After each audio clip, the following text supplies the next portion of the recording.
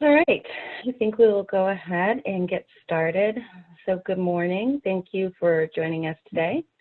I'm Michelle Burton, and I'm going to tell you a little bit about CoreTech and what we do, share with you a little bit about my background and Jane's background, and then I'll turn it over to Jane to get started with the presentation. So CoreTech has been in business for about 15 years. We are a technology consulting company. We specialize in healthcare, but we work in all forms of technology. We do things like project and program management, strategic planning, organizational restructuring, and of course training and webinars. So we have a wide variety of experience. And I have personally, I'm the principal owner of CoreTech. I have over 20 years of experience in technology and probably almost 20 years of experience in healthcare. So lots of great experience. Jane has been with our team for several years as a strategy consultant. Jane has over 30 years of experience in healthcare and technology. So she also has a great amount of knowledge to offer to the field.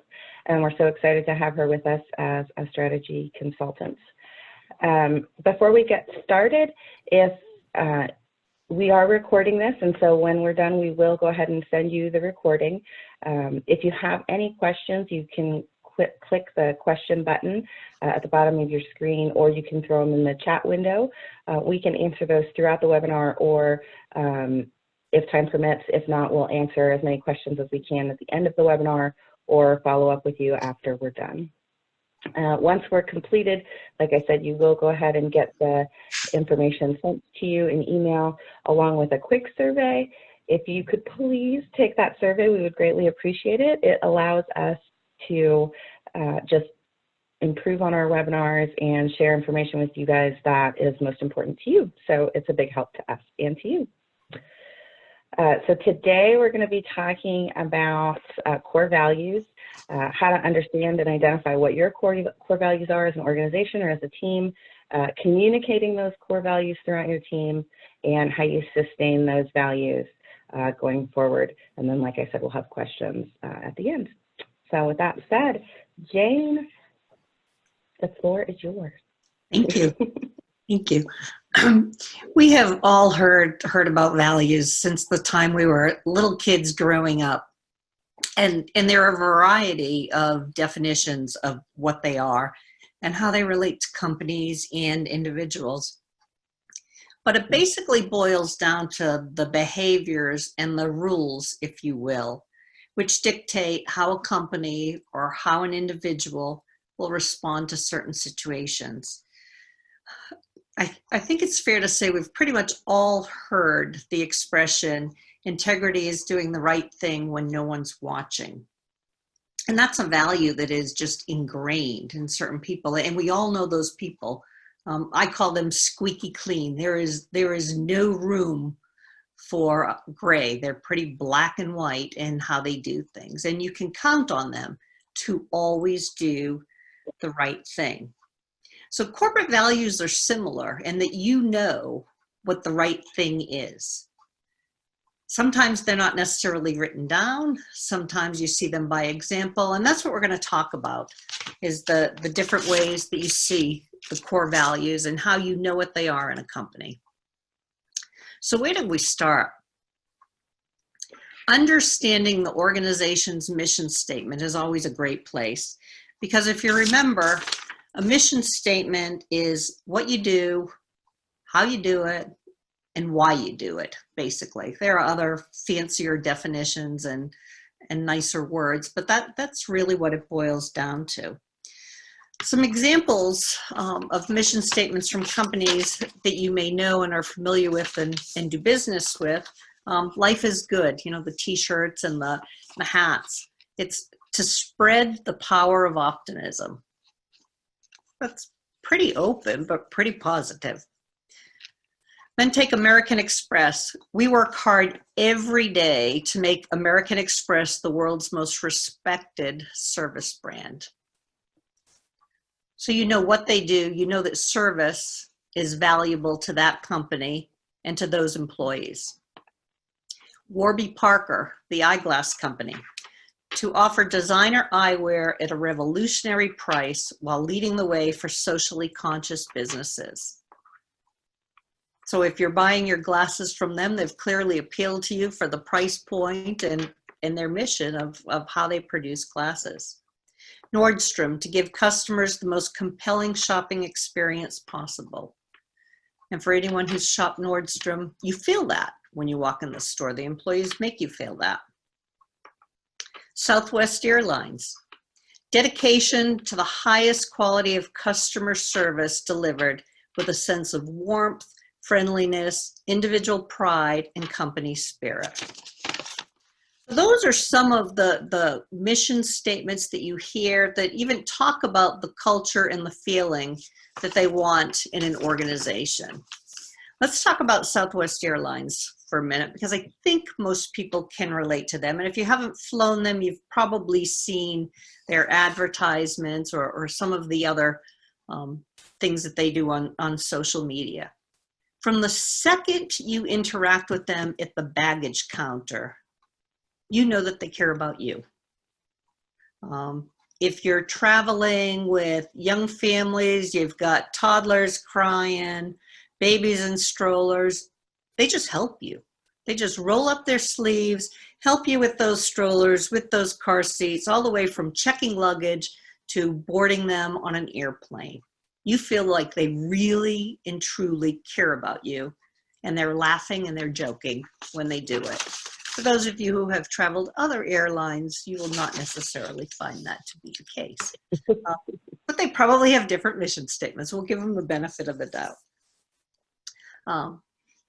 Nordstrom, let's go to them. When you walk in, and you just even walk in a store or walk in a website, you just feel like there's a little bit of exclusivity there. Everything's attainable for you, and they're very helpful, and you feel very special on an elevated level to a certain extent. And that's the most compelling shopping experience ever. If you ever walk into a Nordstrom store and you start browsing in a department and somebody doesn't approach you pretty darn quickly, there's something wrong, because that's not the Nordstrom way of doing things. So let's talk a little bit more about these. As this slide says from the Disney World, it's not hard to make decisions once you know what your values are. Inside, as an employee for a company with clear, strong values, you know what you need to do.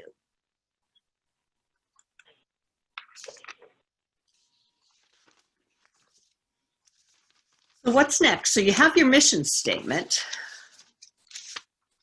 What behaviors does your company value? If team members choose to honor values over making a quick sale or a buck, or saving speed or expediency, will they be rewarded or will they be reprimanded?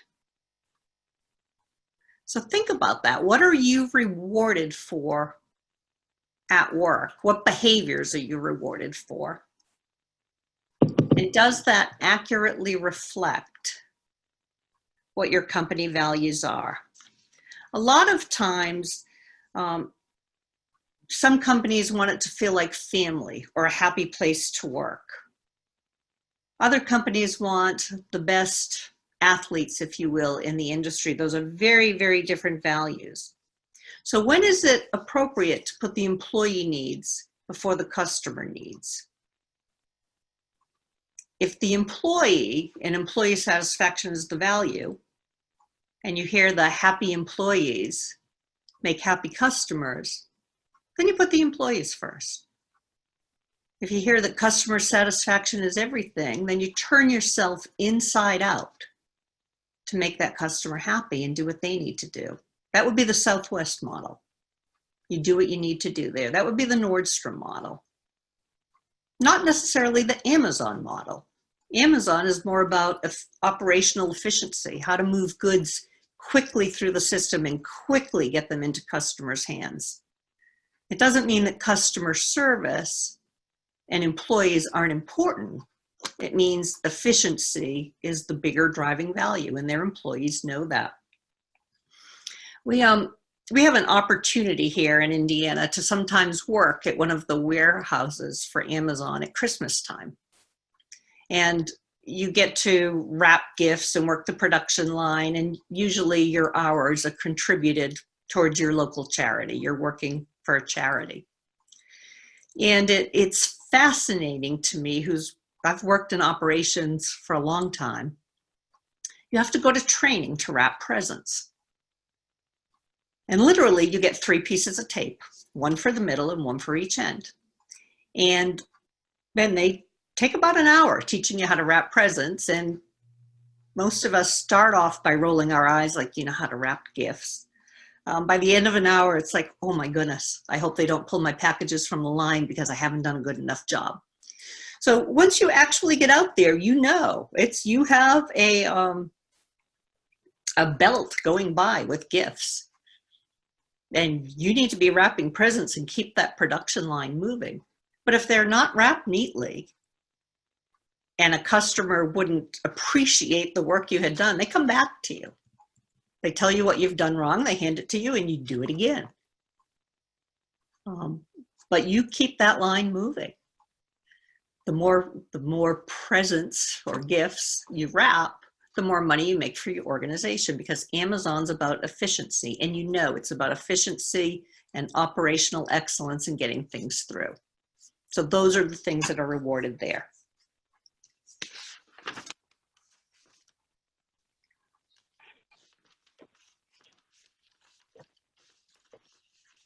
So what are the values that your organization supports? Michelle, why don't you start off telling us about CoreTech and how you set up your values and what you do within your company? Yeah, sure. So, you know, there's so many values. We created this box, and there's too many to choose from. But as I was going through, you know, what I really wanted to do with CoreTech, one of the things that really struck me was that I really wanted to show people, both inside my team and outside customers, that we are a faith-based organization, that we're family friendly, and that we're an honest group of folks to work with, which sadly is not something that can be said about all consultants in the industry. So being able to share that easily with customers was very, very important to me. And so one of the things that I've done to just really promote that is on my LinkedIn page, in my header, you will see that it says, wake up, pray, hustle. And I have had other consultants over the years tell me that, you know, I really shouldn't have that there, that's going to distract customers, that they might not want to work with me, that you shouldn't share that you're a faith-based organization right there on LinkedIn because it's going to turn folks away. And I thought about it for a while, and what I came to the conclusion of is people don't have to share the same faith value that I have, but when you see that, when you read that in my profile, front and center, first thing, you get certain opinions about me, about my organization, and for the most part, I would say that those opinions are probably positive ones. But, you know, think about it for a minute. You know, when you see that, wake up, pray, hustle, what is it? What happens inside of you? What do you think? What are your initial opinions of me, of CoreTech, the moment that you see that? Because that is the same kind of message, whatever, you know, maybe it's not the exact same kind of message that you want for your organization or team, but those feelings, those initial immediate reaction that you have when you see that, that's what you want to get from your customer base or from your team, right? You want them to have an initial reaction. And so what are the values that you would share to the world that get that initial response similar to mine? And so as you know, if you've been to my LinkedIn page, I have not taken that banner down. I keep that there. And I actually get a lot more compliments about it than I do get people who say I should take it down.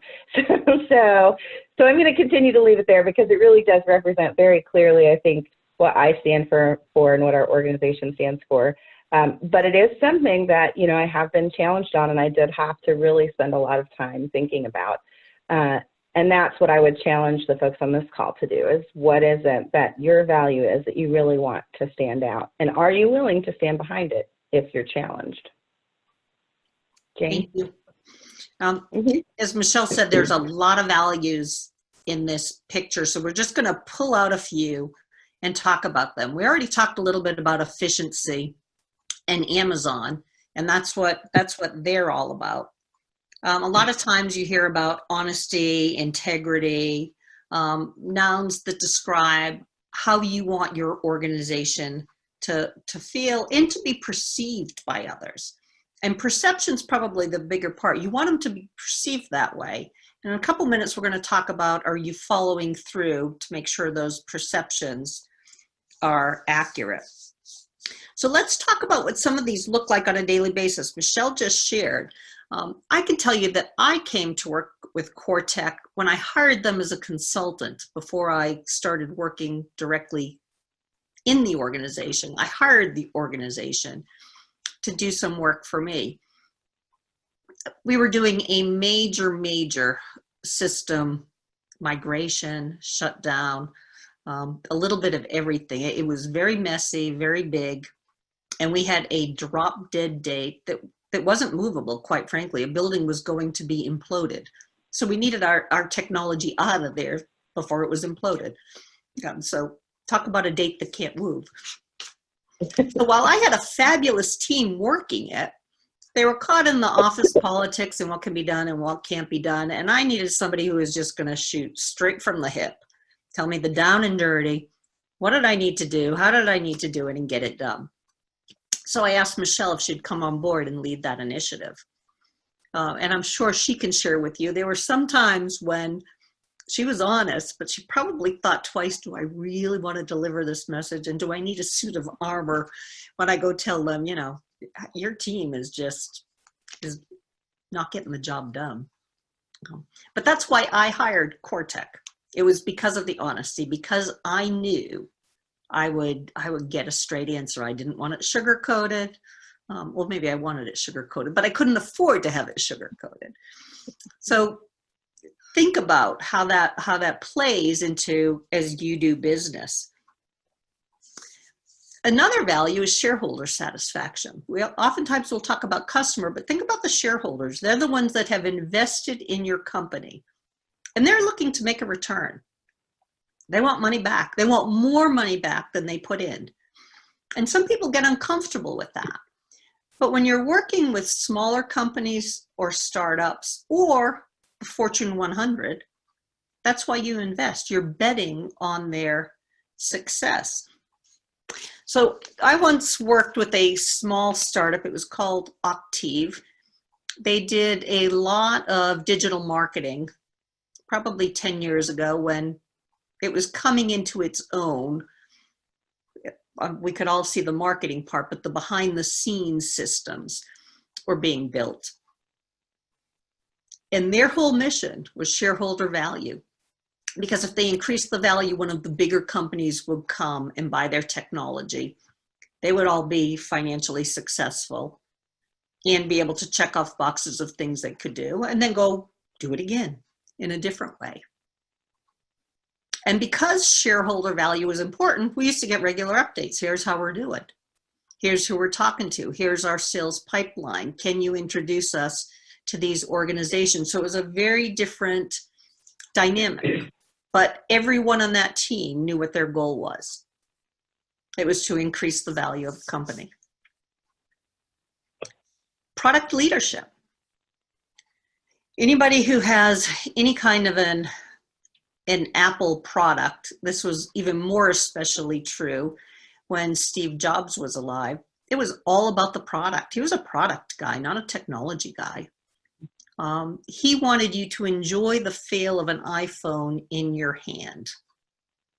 That's why you see the minimal buttons and the minimal knobs and everything on all your Apple things, because he wanted it sleek. He wanted it looking good. And they're known for that. They're known for quality products. That's a whole debatable issue that we're not going to go into, because I know there's a lot of Google fans and Android fans out there. We won't go into that. Customer intimacy is another one.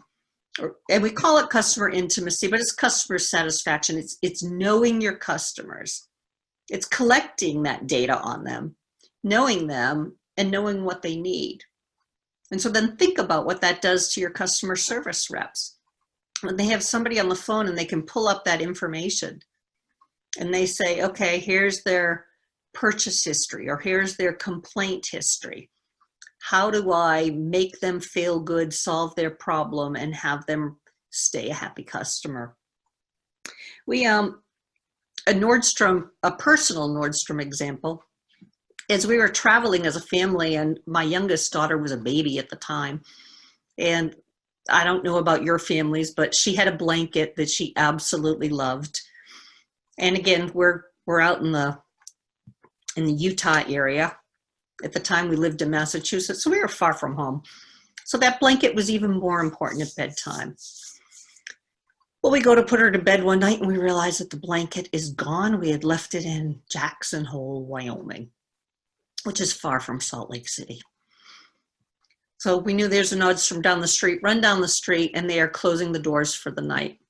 The security man sees that I'm clearly a mother in distress and asks me how he can help. I explain the situation, blew me away, takes me up to the children's department. While we're walking up there, he radios ahead and he says, don't close your register. We're on our way. I have a customer here who needs help. Now the store is closed, the lights are dimming, people are collecting their purses and lunch bags and leaving for the night. He walks me all the way up. He has the saleswoman there help me find what I need for my child and ring it up. Not once did I feel like I was putting them out. They just felt like the only thing they cared about was having my 3-year-old go to bed happy that night. It was absolutely fabulous. And let me tell you, talk about a loyal customer now. If I can get it at Nordstrom, I'll get it at Nordstrom. They went way above and beyond. So you hear about these stories, but when you experience them and you experience a company living their values and those values align with yours, there's a natural bond. So think about it from your perspective. Which companies have you worked with or dealt with or called? And you thought, you know what? They work like I work. I like that.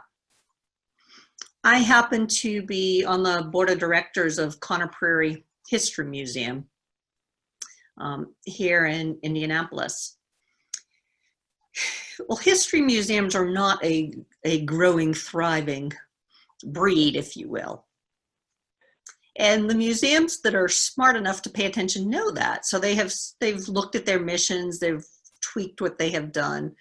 And Conner Prairie's mission, one of their missions is reinventing the museum, the history museum, but the museum. And one of their core values is creating a unique experience for every person that comes on the property. And so when you see, for those of you who may have been to a Conner Prairie, a Sturbridge Village, a Plymouth Plantation, other such living history museums, when you go on the grounds at Conner Prairie, that interpreter will meet you where you are. If you have a phone in your hand, which didn't exist in that time, they'll start a conversation.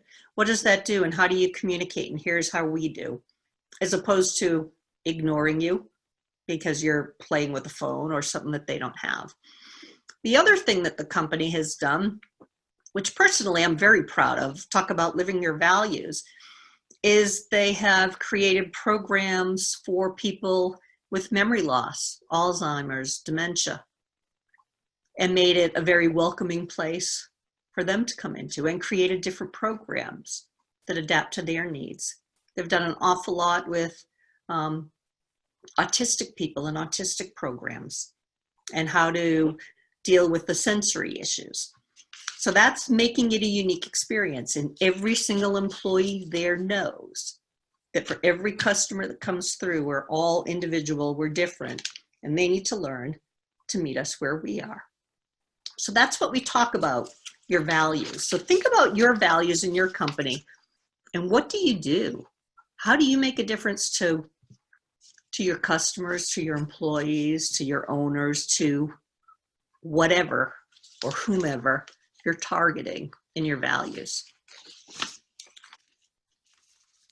Communicating values is a big deal because you can have all this great stuff, but if nobody knows it and you're not doing anything with it, who really cares? Does it really even matter? And one could ask, are they really even values then, right? So when you work on a daily basis, do your values align with you and how you're getting your work done? So it's not only getting your goals about shutting down certain systems on time, delivering products to customers on time, but are you doing it the right way? So think about that a little bit. It's not just the end game. The whole process matters when you're focusing on your values. And you need to do them simultaneously. And sometimes that can be really hard. My mother always had a saying that was, doing the right thing isn't necessarily the easy thing. And again, as kids, you kind of roll your eyes. And the older I got, the more I understood exactly what she meant. It would be really easy to just deal with this and get it done. But if I want to make a happy customer or increase shareholder along the way, you have to do it differently. So both verbally and visually, you need to be sharing values in your organizations. As senior managers, it's really important to have them in public visible places. So employees see them, customers see them, you see them, and it reminds everybody what to do. A lot of times you'll go into companies and in the entryways, you'll see their values posted and their mission statements. And it's fairly easy to post them on a wall. A lot of times if you're looking for a new job and you're in a human resource department, you'll see the values, the mission statements, the behaviors. But how many times as a senior manager do you ask your associates, who did you help today? How many customers did you delight today?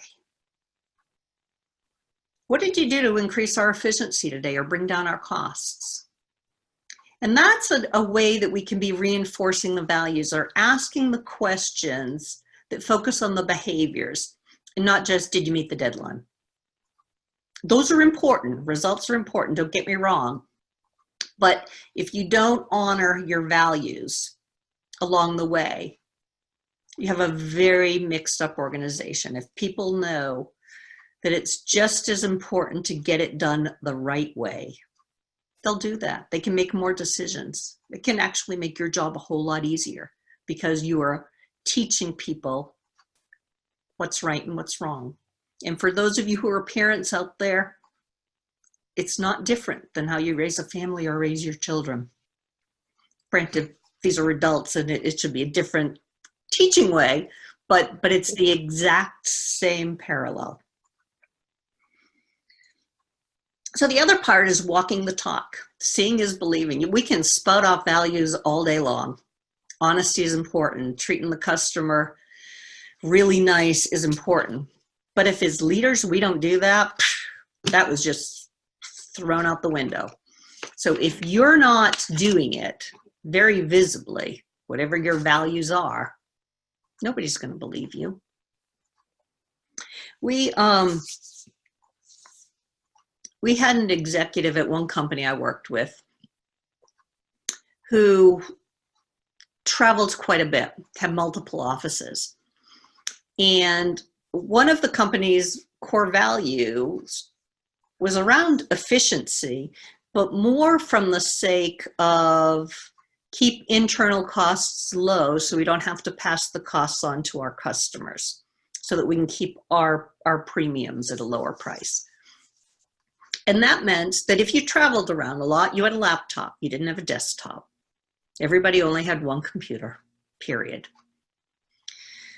But this particular senior exec decided that he needed more than one because it was really a pain to travel with a laptop, especially after 9/11 and going through security and blah, blah, blah, blah.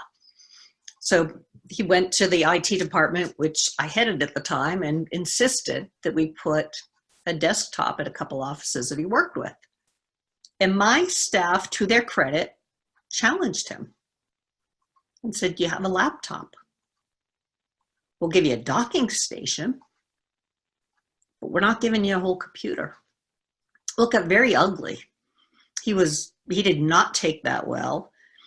He actually threatened to go to the CEO. And my reaction was, by all means, go to the CEO. He's the one, our CEO, that is talking this value system, that is asking us to keep costs down. So go to him. In the back of my head, I'm saying my prayers that the CEO is going to support me, let me tell you. And to his credit, he did. The CEO said, no, you've got a laptop. That's the deal. The technology team is not installing computers for you everywhere you go. Those are the rules. You'll live by them. That was a major milestone for my team. You know, forget the exec, and he was kind of a jerk about the whole thing, and you have to deal with all that stuff. But for my team to see the CEO of a Fortune 250 company stand up for them and what they were doing in the field made all the difference in the world. They felt valued. They felt like, okay, we are making the right decisions. We are saying the right things to our constituents. And it's supported all the way up to the top. So that's what we talk about with seeing is believing. Now, if the CEO said, give him a desktop at every office, that would have been the easy thing for the CEO to do and get it off his desk. Then all of a sudden that whole value system starts falling apart. With, okay, we got a multi-class system here. There are different rules for some people. But there was none of that. The CEO did a fabulous job for that. So talk a little bit about accountability there. How do we hold ourselves accountable? Because if we're not maintaining the values and living and breathing them, how can we expect others to? But the reality is we're all human. We're going to mess up. We're going to stub our toes. We're going to view things differently than other people. And so we need to find a way to make it okay for people to hold us accountable. I was at one company, and as we merged with another with very different cultures, we came up with a very nice way. It was part of our training, part of our culture training, because we were trying to create a new culture of a new company, of saying to each other, you know, I saw how you handled Michelle today. I think you would have been much more effective if you had done blah, blah, blah. Now that's basically telling me, Jane, you screwed up. But I'm hearing it in a very nice way that I'm open to, that I don't feel like I was laid out on the carpet in a room full of people. And so we created a language that made it very easy to approach people either in person or via email or text message or what have you. But it was our job to be accountable, to hold each other accountable, as well as to be accountable for our actions, if that makes sense. Another example is I was a chief operating officer in a fairly small company, and I was looking to hire a new manager. And I spouted all the time that if you were in a management position, you needed to genuinely care about people. You needed to be able to lead people and teach people, and you really needed good management skills.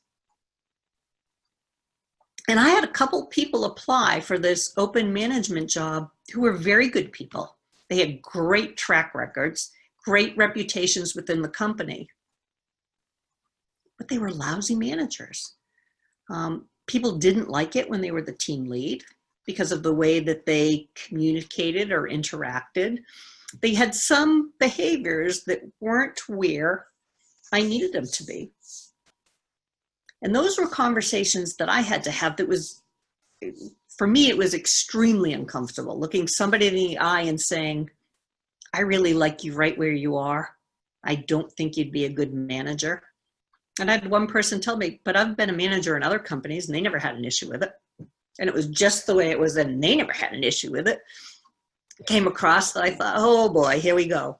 I said, well, you know, that's fine in other companies, but here I have made a commitment to the staff that anybody in a management position will have these characteristics. And here are the ones that I see you still have an opportunity to grow. Let me tell you, I was sweating like bullets. I believe I made the right decision, but that person was not happy with me that day. And as I said, there were two of them, and we're actually quite friendly now because I don't think anybody had ever had that blunt conversation. So that's part of holding yourself accountable. The easier thing for me would have been to give one of them the job, because then I had to worry about retaining them.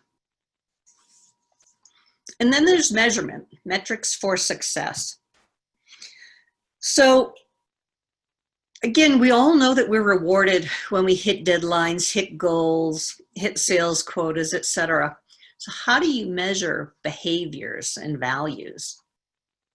And you really need to build that into whether it's your performance reviews or there's a bonus structure for communicating and exhibiting the values, or a variety of different ways to measure people and call them out.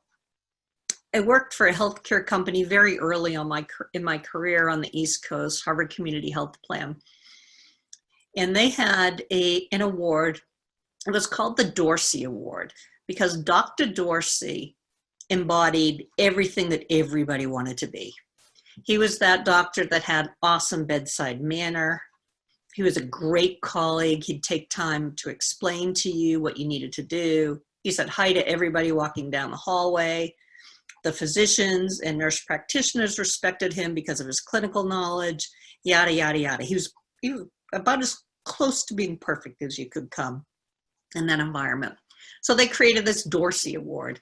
And every year they gave it to 3 people in the entire company who they thought exhibited those values. One year I received that. I was flabbergasted, but I will tell you, it still sits on the corner of my desk because I was so proud of what that said to me from my peers and my managers.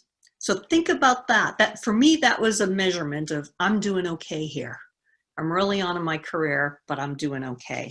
So think about how you can do that in your company. So let's talk about sustaining the values. How do you make sure that your values aren't a fad, they're not short-lived, you don't have people saying, that'll pass too, it's just another thought of the day or way of the day? Because we all slip up, but we need to make sure that we go back and honor where the value structure is. And slip-ups are okay because it shows people that you're not going to be reprimanded, we're going to teach you. So if you look at this slide, it says walk the talk, walk the talk, walk the talk, really, and then ongoing follow-up. As senior managers, you have to be living it. You have to be talking about it. You have to be demonstrating it. You have to be reinforcing it at every single possible opportunity, because that's how people are going to understand it and connect the dots for them. We have a project deadline of December 31st to deliver this new customer product. And here's how we're going to do it. We care about product, so we're going to focus on a good quality product. We will have regular product check-ins to make sure we're meeting customer needs, blah, blah, blah, blah. That's how you reinforce Product's important. We're going to get to the deadline. You pick what your values are and you keep weaving them into the story to reinforce them for people. And people are going to slip up. And then you just have a very nice conversation. Here's how you could have done better. Next time, why don't you? And that reinforces it's important to you because you're calling people out. Sometimes what you'll see happen is senior managers want exceptions. Go back to the technology story I was telling you. Because when things get a little rough, oftentimes an easy way out is give me an exception. Just this once, no one will know. Well, yeah, we all know no one will know. Everybody will know. And so those are tough situations. And sometimes you may have to give an exception. But it would really be worth your while to explain to your team why the exception was more important than following the value. Because they're going to pay attention. People are watching a whole lot more than any of us ever think that they're watching. Values should be part of ongoing performance discussions. You know, highlight on a regular basis, you did an awesome job dealing with this customer. Reinforce the positives. We all like positive feedback. We all like hearing how we're doing things right. And when you reinforce that, I'm going to do it more and I'm going to do it again. There are some organizations that hand out cards that I caught you doing it right, or little stickers or little treats that show up on your desk with, I saw how you handled Mrs. McNamara when she came in. You did a great job. Congratulations. Or you got that report done right. So think about those things and think about the opportunities you have to share it with your team. But at the end of the day, look in the mirror, because if you're not walking the talk, you really can't expect anybody else to. And even check in with people. When I was CIO for a company, a big company, downtown Indianapolis, Anthem, I was somewhat intimidated, quite frankly, with the job that I had. And I would walk down the hall and I would look at the ground. I wouldn't make eye contact because I knew people were unhappy with satisfaction. We just had a lot of change going on. And so it was just easier for me to kind of keep within myself. I was a shy person to begin with. And then I got some feedback that I looked like I didn't care about my employees. I talked about employees. I talked about employee satisfaction, but I wouldn't look at anybody in the eye and I wouldn't say good morning and I wouldn't say hello. And when I got that feedback, that just ripped me apart because that wasn't what it was about at all. It was about me. It was all my own internal junk getting in the way. But somebody held me accountable for that. Somebody gave me that feedback. And from there on out, I would look every single person in the eye. I would smile, good morning, how are you, blah, blah, blah. Extremely uncomfortable for me. Too bad. I was in a position and that was part of the job. And it got easier and easier, especially as I started getting the feedback. Jane smiled at me. She actually stopped and asked me how I was doing and could she help in any way. And once I started getting that feedback that that people appreciated it, I wanted to do it more. So again, as senior managers, things can be uncomfortable. Find a way to get the feedback for where maybe your blind spots, things you don't even know you're doing or not doing. And how do you safely get that feedback so that you can make your organization stronger? So we have talked a lot today about how do you identify the core values in an organization. You know, which behaviors are valued and rewarded. And you know that they may not always be written down, but take a long, hard look at how do you operate in your company. When do you say somebody did a good job versus when do you cringe? That starts letting you know where the values might be. How do you communicate the values to your team? There's an easy way to do them visually and on poster boards, but Verbally, they need to be communicated. Storytelling is a great way, and reinforcing. Walk the talk. Hold yourself accountable as well as everybody else. If you're not accountable and you're not walking the values, sharing the values, living the values, nobody else will. I know I sound like a broken record. That's on purpose. Because when you get to sustainability of values, if you want people to think it's not the fad of the day, this is here to stay, it's incumbent upon you as leaders to reinforce that in every way imaginable. So, Michelle, do you have anything to add? No, I think you did an excellent job explaining it, Jane. I think that it's just really important, as you said, to walk the talk, because if your team doesn't see you living your values, then they're not going to do it either, right? Similar to my LinkedIn profile, wake up, pray, hustle. If my team didn't see that in me every day, or if when I was challenged to take that down off LinkedIn, I just did it, then is it really my value? Is it really something that I'm standing behind? And can I expect other people to stand behind it? So it's really important. Mm-hmm. Thank you. Are there any questions? Michelle, are there any questions, Michelle? I guess is what I'm really asking. I apologize. Let's see. We actually do have a question. So one of the questions that we have here is, what do you do as a senior leadership inside of an organization if one of your directors or other senior leadership teams isn't living the values that they've instated across the team? How do you handle that to continue to keep your team members engaged? You're asking me to answer that? Yeah. I think it's very similar to the situation I was describing with the two companies merging. It's extremely uncomfortable right off the bat. It's hard.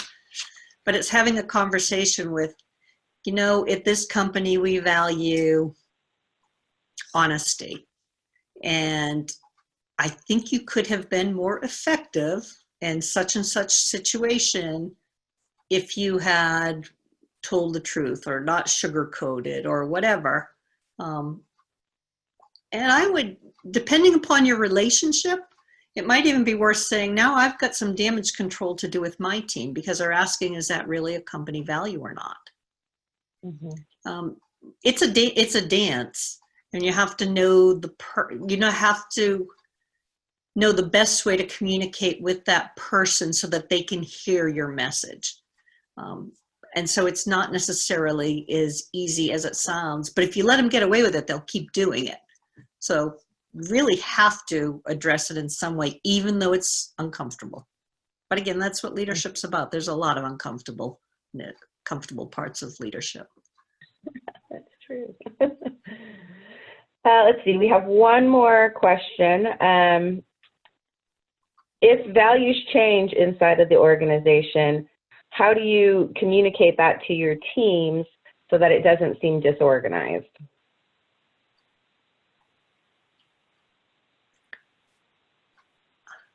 I don't know. I can think of examples, because it's hard to change values. If you think of a family unit, you don't say today, okay, today today kids, it's all about honesty and always tell the truth. And tomorrow it's like, yeah, I don't really care about the truth anymore. I want you to win all your games or something. It does create chaos.